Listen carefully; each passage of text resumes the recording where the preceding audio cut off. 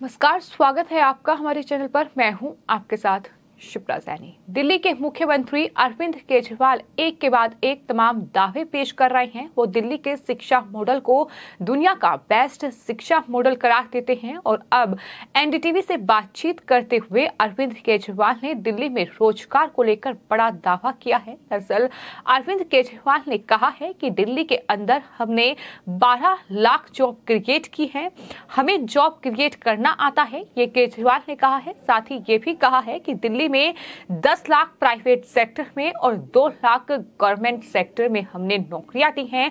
यानी अब private sector की नौकरियों का क्रेडिट भी अरविंद केजरीवाल खुद ले रहे हैं। हमें नौकरियां देनी आती हैं। केजरीवाल एनडीटीवी पर ये झूठ बड़े आराम से फैला रहे हैं, लेकिन सवाल तो ये है कि एनडीटीवी के पत्रकार ने भी उनसे कोई काउंटर क्वेश्चन नहीं किया, क्योंकि रोजगार को लेकर तो पहले ही राजधानी दिल्ली में आरटीआई के जरिए बड़ा खुलासा हो चुका है। सिर्फ इतना ही नहीं, आरटीआई में जो खुलासा हुआ था उस पर तमाम मीडिया रिपोर्ट्स भी सामने आई थी, जिसमें कहीं न कहीं केजरीवाल की पूरी तरीके से पोल खोली गई थी। और अब द हिंदू की वो रिपोर्ट लगातार वायरल हो रही है, जिसमें केजरीवाल के इस झूठ की पोल खोली गई है। वहीं द हिंदू ने जो अपनी रिपोर्ट में आंकड़े पेश किए हैं, उसने साफ तौर पर केजरीवाल की पोल खोलकर रख दी है। आपको बता दें, केजरीवाल के रोजगार बाजार पोर्टल से 12 लाख नहीं बल्कि सिर्फ 12,588 लोगों को नौकरियां मिली हैं। और ये भी तय नहीं है कि इन लोगों को नौकरियां मिली भी हैं या फिर नहीं, क्योंकि इस तरह की कोई जानकारी पोर्टल पर नाम के साथ साझा नहीं की गई है। तो सवाल यही है, द हिंदू द्वारा एक्सेस किए गए आधिकारिक आंकड़ों के मुताबिक 1 मई तक केवल 12,588 लोगों ने पोर्टल के माध्यम से नौकरी हासिल की थी। और 12,588 का ये आंकड़ा भी सरकार का सिर्फ और सिर्फ एक अनुमान है, क्योंकि ये पूरी तरह से उन लोगों के साथ फोन कॉल पर आधारित है जिन्होंने नौकरी के लिए आवेदन पोस्ट किया था, बिना उन लोगों के साथ क्रॉस चेकिंग किए कि उन्हें वास्तव में नौकरियां मिली हुई हैं या नहीं, यानी आवेदन किया गया, आगे की प्रोसेस हुई या नहीं हुई, इस तरह की कोई जानकारी केजरीवाल सरकार के पास फिलहाल इस रोजगार बाजार पोर्टल को लेकर नहीं है। और लगातार उस तरह से अरविंद केजरीवाल सरकार की पोल खुल रही है। सवाल ये भी है कि दिल्ली सरकार के तमाम जो मंत्री हैं, तमाम जो नेता हैं, यहाँ तक कि मुख्यमंत्री अरविंद केजरीवाल हैं, जब उनसे मीडिया ने इस पूरे रोजगार को लेकर सवाल पूछा, इस खुलासे को लेकर सवाल पूछा, तो उन्होंने इससे जवाब देने से भी साफ इनकार कर दिया। यानी दिल्ली सरकार इस पर जवाब देने के लिए भी तैयार नहीं है। सिर्फ दावा एक के बाद एक किया जा रहा है। और पिछले कुछ महीनों में केजरीवाल सरकार में तमाम मंत्री, तमाम नेता, यहाँ तक कि डिप्टी सीएम मनीष सिसोदिया से लेकर अरविंद केजरीवाल, जो कि पार्टी के संयोजक हैं, दिल्ली के मुख्यमंत्री हैं, वो लगातार ये दावा कर रहे हैं कि हमने 10 लाख नौकरियां दी हैं। लेकिन आपको ये भी बता दें कि वक्त के हिसाब से उनके बयानों में भी बदलाव हो रहा है। कभी वो ये कहते हैं कि हमने कोविड काल में 10 लाख बच्चों को नौकरियां दी हैं, लेकिन वहीं अगर पंजाब पहुंचते हैं तो वो इस बयान में कुछ बदलाव करते हैं और वो कहते हैं कि हमने पिछले कुछ सालों में 10 लाख नौकरियां दी हैं। तो इस तरह से बयानों में भी कहीं ना कहीं बेहद अंतर नजर आता है। और यही सवाल है कि लगातार केजरीवाल सरकार की मंशा पर सवाल उठ रहे हैं।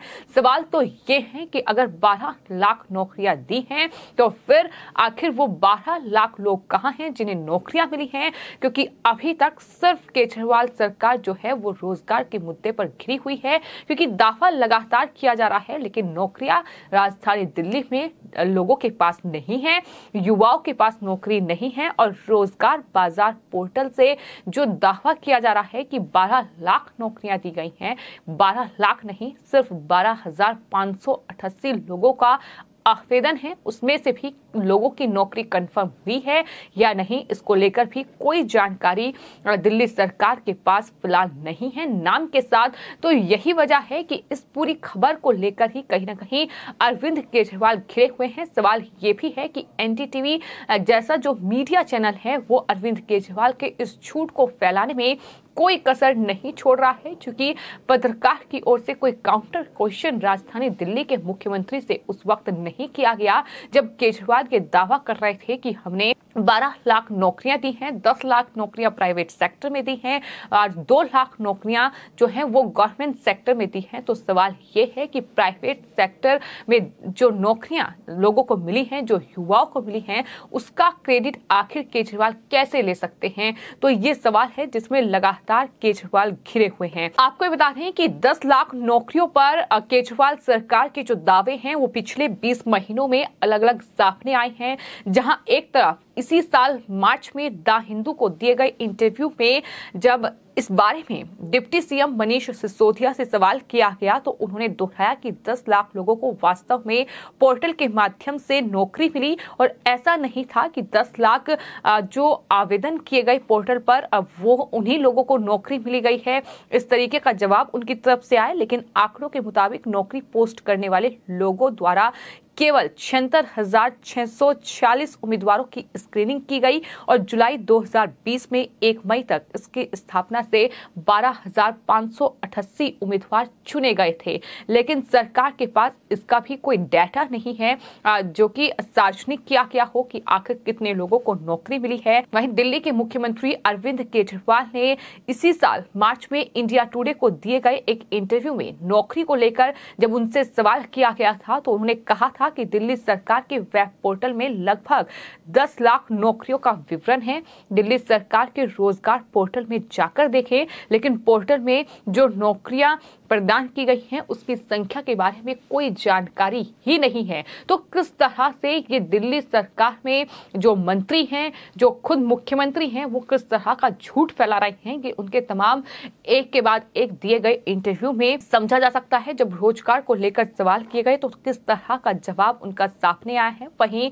कहीं न कहीं जिस तरीके का झूठ केजरीवाल फैला रहे हैं उसको लेकर जवाहरलाल नेहरू विश्वविद्यालय में श्रम अध्ययन केंद्र के पूर्व प्रोफेसर जो हैं संतोष कुमार मेहरोत्रा, उनकी तरफ से ये कहा गया है कि दरअसल ये सिर्फ और सिर्फ एक समस्या कहीं ना कहीं राजधानी दिल्ली में पैदा हो गई है कि इस तरह से लगातार आम आदमी पार्टी एक के बाद एक झूठे दावे करती है, फिर चाहे वो रोजगार को लेकर हो, फिर चाहे वो शिक्षा को लेकर हो, फिर चाहे वो स्वास्थ्य को लेकर हो। लेकिन सवाल ये है कि कहीं ना कहीं तमाम जो दावे पेश किए जा रहे हैं अलग अलग राज्यों के मुताबिक कहीं ना कहीं बयानों में जो है बदलाव किए जा रहे हैं। अगर पंजाब पहुंचते हैं तो कुछ और बयान होते हैं, अगर यूपी पहुंचते हैं तो कुछ और बयान होते हैं, और अब अगर गुजरात पहुंचे हैं तो उसमें भी बयानों में बदलाव है। इस तरह से अब गुजरात पहुंचकर भी अरविंद केजरीवाल वहां युवाओं को नौकरी देने का वादा कर रहे हैं।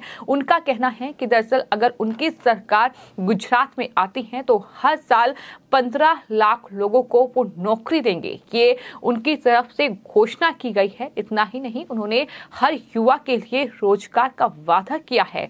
गुजरात में इस साल के आखिर में विधानसभा चुनाव होने हैं और लगातार आम आदमी पार्टी प्रचार प्रसार में जुटी हुई है। तमाम गारंटी वो लोगों को दे रही है और रोजगार को लेकर भी ये गारंटी दी गई है युवाओं को। लेकिन इसकी क्या हकीकत है, ये राजधानी दिल्ली में अब निकलकर सामने आ रहा है, जहां नौकरी युवाओं को नहीं मिली है, लेकिन वादा जो है लेकिन दावा जो है वो 12 लाख नौकरी देने का किया जा रहा है। और किस तरह से प्राइवेट सेक्टर की नौकरियों को भी केजरीवाल गिना रहे हैं, ये अपने आप में चौंकाने वाली बात है कि जो दावे किए गए थे, जो वादे किए गए थे, वो पूरा नहीं कर रहे हैं। और अब तमाम राज्यों में पहुंचकर किस तरह से युवाओं को बेवकूफ बनाने की कोशिश केजरीवाल कर रहे हैं, ये अब गुजरात में जो गारंटी वो युवाओं को दे रहे हैं उससे साफ तौर पर समझा जा सकता है। तो सवाल यही है कि आखिर चुनाव है, क्या इस वजह से इस तरीके के दावे पेश किए जा रहे हैं? लेकिन जिस तरह से मीडिया भी